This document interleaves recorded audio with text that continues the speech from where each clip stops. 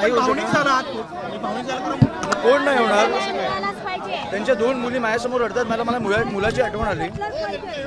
काय होईल, मी गेलो तर काय होईल त्या मुलाचं. त्या दोन मुली तुम्ही आत कृपया करून जाऊ नका आता तिकडे. पत्रकारिता सोडा, तुमच्यातला माणूस जिवंत आहे की नाही, ही काय परिस्थिती करून ठेवली आपण. आणि भाजपवाल्यांना मला एवढंच विचारायचं, तुमची पातळी एवढी पडली आहे,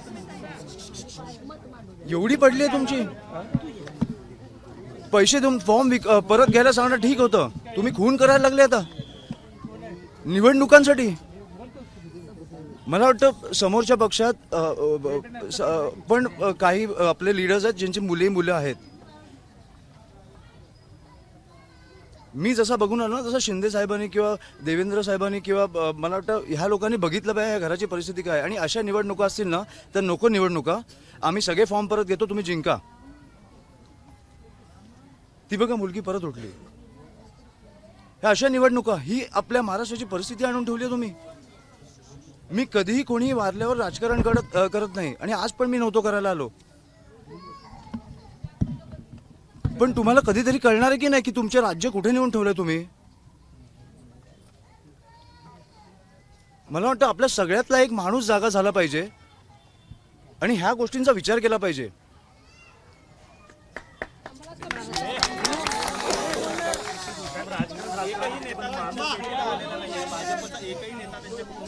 मग माझी विनंती आहे, फडणवीस साहेबांना माझी विनंती आहे, एक दिवस प्रचार सोडा आणि प्लीज या. तुम्हाला निवडणुका काय कुठच्या पातळीला नेऊन ठेवल्यात ना आपल्याला कळतील. आणि माझी विनंती आहे त्यांना, मोठे नेते आहेत पण मला वाटतं की आपल्या राज्याचे मुख्यमंत्री आहेत, कुठेतरी आपलं राज्य कुठे चाललंय हे त्यांनी पण बघितलं पाहिजे. ही कुठची परिस्थिती आहे. एक आई, एक बायको, दोन मुली आज अस्थि विसर्जन करून आल्यात. कशासाठी? निवडणुकीसाठी. ह्याची उत्तरं मला मिळालीच पाहिजेत आणि बाळासाहेबांना न्याय हा मिळालाच पाहिजे. अमित साहेब ठाकरेंचा विजय असो.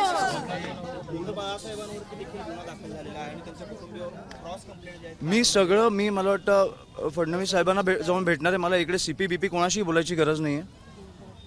फडणवीस साहेबांनी मुख्यमंत्री म्हणून मला एक 10 मिनिटं द्यावी. मला सगळी परिस्थिती त्यांच्याकडे मांडायची. मला वाटतं एक दिवस सोलापूरला येऊन ते जाऊ शकतात. ही राजकारणाची परिस्थिती मी सहन नाही करू शकत. आपलं राज्य असं नाही असू शकत. आणि मला वाटतं सोलापूरकर म्हणून पण तुम्ही विचार केला पाहिजे की हे कुठे नेतंय आपलं शहर. बाकी सगळं ठीक आहे, 70 ठिकाणी तुम्ही जिंकला, बिनविरोध जिंका, मजा करा.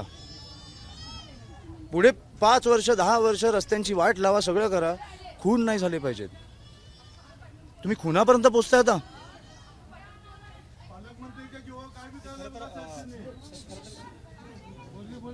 मला काही बोलायचं नाही. मी आता डायरेक्टली फडणवीस साहेबांना जेव्हा प्रचारातनं वेळ मिळेल ना मी त्यांना जाऊन भेटणार आहे. फडणवीस साहेबांची मला वाटतं ते बोलले आहेत पण मी जाऊन भेटणार आहे तेव्हा त्यांना जेव्हा वेळ मिळेल तेव्हा मी जाऊन भेटणार आहे.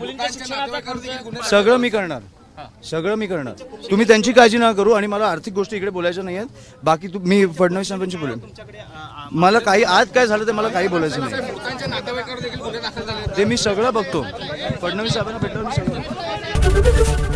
ABP माझा, उघडा डोळे बघा नीट.